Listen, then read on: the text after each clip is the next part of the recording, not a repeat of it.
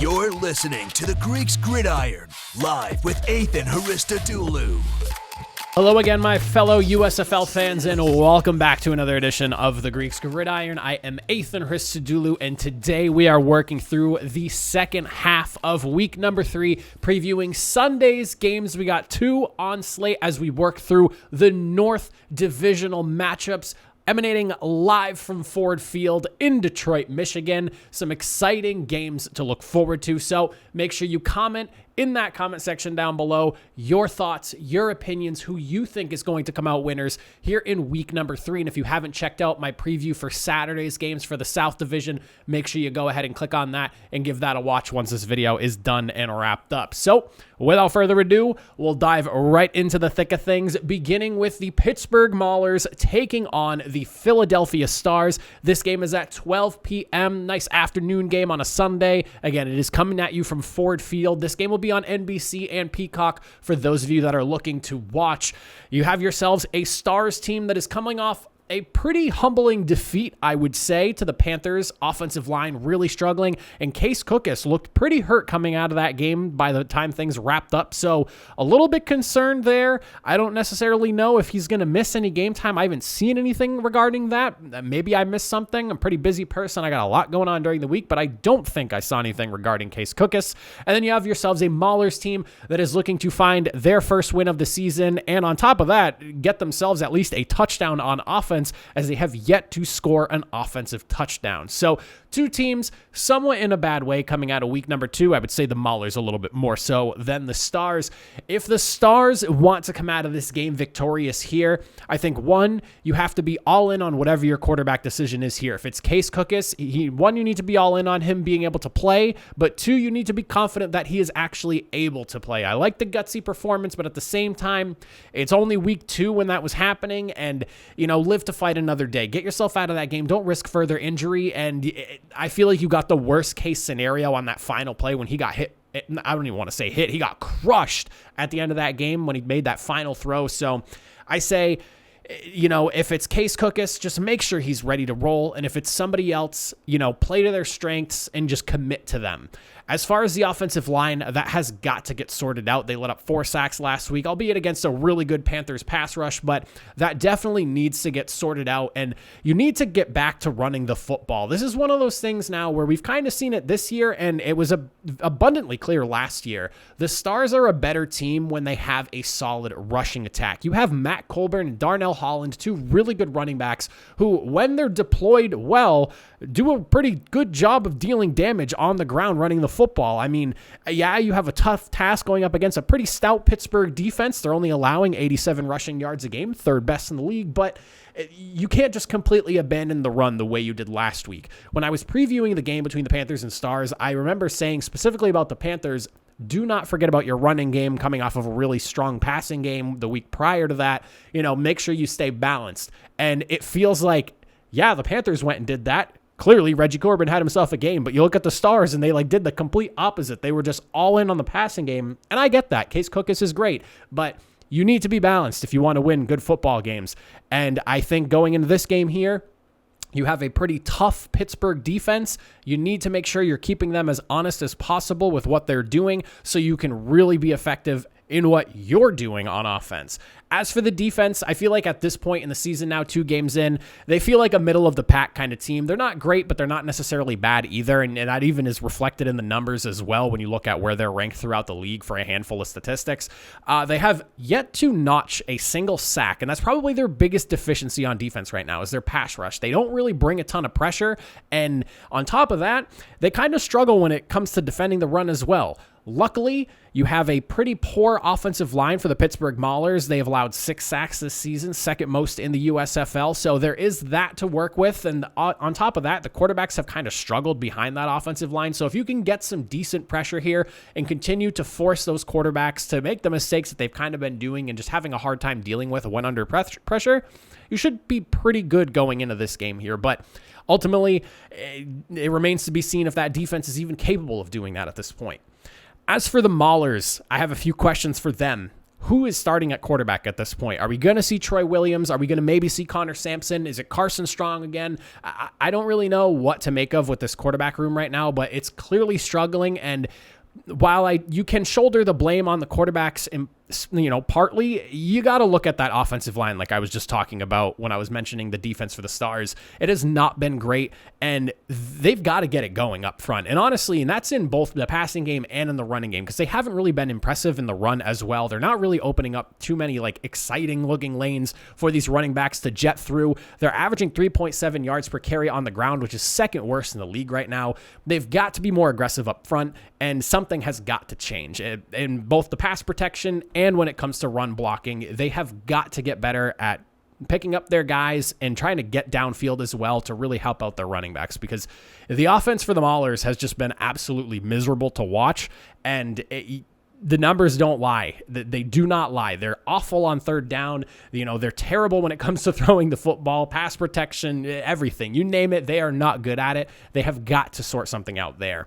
As for the defense, I feel like this is where your opportunity to win the game comes into play. With Case Cookis' health in question, you have a good opportunity to play against a backup quarterback potentially this weekend. But even if it is Case Cookis playing, just how healthy is he and how mobile is he going to be? I'm not sitting here saying that Case Cookis is the most mobile quarterback. He's not some sort of Lamar Jackson type guy, but he does have legs, and he can move around in the pocket fairly well to keep defenses kind of on their heels when they're playing against him. So who ends up being the quarterback? And if it's a backup, this puts you in a pretty good spot. Maulers have been really great against the run, and on top of that, the Stars offense has been pretty one-dimensional, I would say, at least so far. They look solid on the ground running, but with their willingness to just kind of abandon the run last week, I'm concerned that they might do something like that again, because I feel like they have such a great quarterback. Throw the football. So if you can limit what they're doing on the ground and just force them to, get into that kind of pass-happy mode, you have a potential to shut down this Stars team. Again, especially if Case Cookis isn't playing, but it was even clear last week. If you knock out the run game, or if you get the Stars into some sort of position where they feel like they just need to keep chucking the football and, they're not trying to disguise anything, and it's just they're clearly passing the football, the offense doesn't click quite as well. And that is where I think your opportunity to win this game comes into play. You're going to need to force turnovers. And again, you're going to have to try to shut down that running game, because the Stars team is not the same when they're not running the football effectively. As for who I think can come out the winner in this game here, I think this one might be a little bit close than some people expect, especially if Case Cookis isn't playing. Again, I don't know if he is or not, but I think that is definitely a question mark worth talking about based off how he looked at the end of last week's game. I want to pick the Maulers in this one. I really do, because this one smells like an upset. Like the Maulers are going to finally figure it out, and you kind of have the Stars in the right position here coming off of a really ugly loss.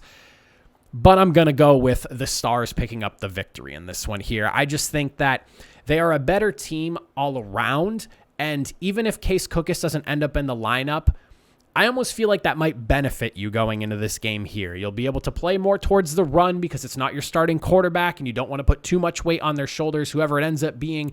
And if it is Case Cookis and he's not 100%, you're probably going to have to rely on that running game anyways. So I'm going to lean more towards the Stars on this one. Like I said, the defense has been middle of the road so far this season, but the offense is definitely better than what the Maulers have been fielding this season. And until I see some production from this Maulers offense, despite how great the defense is to watch, I just don't know if I can be picking a Maulers team truthfully and honestly for a win this season. Now, moving into the second game, we are looking at the New Jersey Generals taking on the Michigan Panthers. This is a big one here, and an exciting one at that. The Panthers finally getting their first home game of the season here in week number 3, and it sounds like the stadium is going to be filled, and I'm really looking forward to seeing, because again, Michigan, not necessarily known for the greatest football in Lions fans. No disrespect. Love me some Lions. Love me some Dan Campbell. Excited to see how you guys do this year. Well aware of how you did last year. Don't get me wrong. But it's not like the Lions have been the most awesome team to watch over the years. I'm just being completely upfront and honest. Love me some Lions, but let's be real here. I'm excited to see the fans come out for this game here, and I'm also very curious as to kind of what we're going to see from the Generals offensively in this one. Because you're going up against a Panthers team right now that has solidified themselves, I would say, at this point, as the second, maybe third, second best team in the league, third at worst, if you want to try to argue that, but I would say probably second. This Generals team has kind of been in a weird place. Their offense is not as impotent as it was, impotent. It was not as potent as it was last year, but they've been able to at least show that they can grind out a victory against a pretty strong Maulers defense last week. Whereas you have the Panthers, Kings of the North, and they're, riding high with everything behind them, and they're going to have the crowd behind them as well. This is a really hard game, I would say, to pick against the Panthers. For anyone making decisions on this, I feel like this is a very tough one. As for how these teams need to play in order to come out victorious here, when you look at the Panthers, offensively, continue the balance you showed last week. Last week's game, despite the couple of turnovers we saw from Josh Love, I think was a little bit more complete offensively. Yeah, it was fun to watch them light it up in week number 1 through the air, but you want to get Reggie Corbin doing his thing from last week, coupled with Josh Love, mistake-free, doing his thing through the air from week number 1. If you can get a combination of that, this is a team that can threaten the Birmingham Stallions. Reggie Corbin, like I mentioned, 11 carries, 131 yards, averaging near 12 yards a carry. I mean, ludicrous numbers, pair of touchdowns. Passing game did come back down to earth, though, and that's probably where you're going to have to really focus in on, is making sure that you're not putting Josh Love in positions where he feels like he needs to make a play, and somebody needs to be in his ear reminding him of that. I think that if you're getting into a situation where you're turning the football over, the Generals are, like I said, they're a team that can clearly grind out a victory if given the opportunity, especially if their defense is forcing a turnover or two, and that's something that, they are able to do. They've shown that through 2 weeks so far. You got to play clean. Stay away from the turnovers. Love had 2 picks last week. If you can eliminate those 2 interceptions, I think you have a really good shot at taking it to the Generals here and coming out victorious. As for the defense, you basically just want to keep doing what you've been doing. Pass rush has been excellent. You got 8 sacks on the year, best in the league. Generals, on top of that, offensive line, been pretty solid. They've only allowed 2 sacks, but I think that this game is more of a test for the Generals' offensive line and how they're going to hold up against a Panthers defensive front that has just been absolutely insane. And Darius Victor is probably the one guy that you're looking at on that offense right now that you have circled and think, okay, we need to go after him and make sure we neutralize his effect, because Darius Victor has been really good on the ground. He had a really strong week 1, a little quieter of a week 2, but still a really solid game nonetheless. And he's probably the big focal point for the Generals offense, at least at this point in the season. So if you're the Panthers, focus on getting to the quarterback and doing your thing like you have been, and try to neutralize Reggie Corbin as much as possible. For the Generals, their offense, like I said, been pretty lackluster, not necessarily what we saw from them last year. Only 136 yards and a touchdown last week through the air, so not anything pretty there. Running game, again, was solid, not great, not quite what we saw week 1, but still looked pretty good. Johnson had a better game. Prukop was like 4 of 8, had a touchdown pass. I'll say this every single week, I cannot stand the dual quarterback system. I'm curious to see how Prukop would do if he had an actual game to himself. Be very curious, because he looked strong at the end of week 1 there, albeit it was against a Showboats team at this point, so maybe that means nothing. I don't know. But I would be very interested in seeing, was it the Showboats? I might be wrong on that. My brain is kind of foggy on that. Regardless, he looked good in the back half of that game, getting the opportunity. So as long as the quarterback situation just isn't ugly and we're not getting a bad game, like if we're getting DeAndre Johnson from week number 1, I don't really think that's going to be enough for the Generals to win that game. So that'll be something worth watching. Oh, it was not. They played the Birmingham Stallions. I'm sorry. That's like running through my head as I'm talking to you guys. It was the Birmingham Stallions that they played. Prukop looked good, especially, and that's like notable too, because they played the Birmingham Stallions. Pretty important thing there. He looked strong against a Birmingham Stallions defense in the back half of that game. So there's stuff to kind of, maybe push you in the direction of going, if we're going to go one quarterback, maybe give Prukop a go. I don't know, but I'm just saying, you are going up against a Panthers defense that's been good, so maybe it's not the right call. I don't know, but I'd be curious to see how he fares in a game for himself. But I think the one thing you really have to watch out for, though, is just making sure you're not making mistakes. This Panthers defense has 8 total turnovers throughout the season so far. I mean, if you give them an opportunity, they're going to take it and run with it and absolutely sprint with it. So play clean, limit your turnovers, and just hope that your quarterback play is up to snuff, especially if Josh Love gets going and the passing game gets going. You're going to need to be able to get yourself into a shootout if possible. Otherwise, maybe it's more of a ground-oriented football game and it's running back versus running back, but I would just, there's more versatility on the Panthers offense, so you're going to need to have a solid game from your quarterbacks. As for the defense, the Generals defense looked good last week against the Maulers. Not really sure if that's saying too much, but I will say that they were playing football against other people, and you had yourself a good game. So there is that, but I don't. That probably speaks more to the Maulers than it does anything else. This Panthers is one of those teams that hasn't necessarily made a ton of mistakes, and if you're the Generals defensively, you've been pretty solid turning the ball over. You're tied for second with 4 turnovers, I believe, if I'm remembering that correctly, but you have 4 on the year. If you want to take down this Panthers team, you have got to force a mistake or two. You saw a couple from Josh Love last week. You have got to maybe get another pick or 2 from him. If not, maybe get to the quarterback, strip sack, or just, get a lucky punch out here or there, but you have got to find a way to steal a possession or 2 from this Panthers team. I think that is imperative for this Generals team coming into this one here, because I'm going to be honest, I don't really know how this Generals defense is going to fare against the Panthers offense, especially if they really get rolling. So I think you're going to, and it's harder to obviously rely on something like this, but you're going to have to be really focusing in on forcing a turnover here or there if you want to come out a victor in this one, especially with just how inconsistent you've seen the offense so far. I just don't really know if they can go strike for strike with the Panthers. Containing Reggie Corbin is obviously the other priority. I think both of these teams in this game are looking at the running back saying, all right, we got to try to neutralize this guy as much as possible. Reggie Corbin looked a lot like last year's Reggie Corbin in last week's game, and I expect to see more of that from him this season. I think he's an outstanding running back and not somebody you can just glaze over when you're when you're scheming up what you're going to be doing this week. You need to be prioritizing making sure that you limit Reggie Corbin as much as possible. Same thing goes for the Generals to the Panthers and the Panthers to the Generals with the running backs. Reggie Corbin, Darius Victor, I think that's going to be a really fun matchup to watch, and I'm curious to see which running back takes the crown in this battle between these 2 elite running backs in the USFL. As for who comes out victorious in this game here,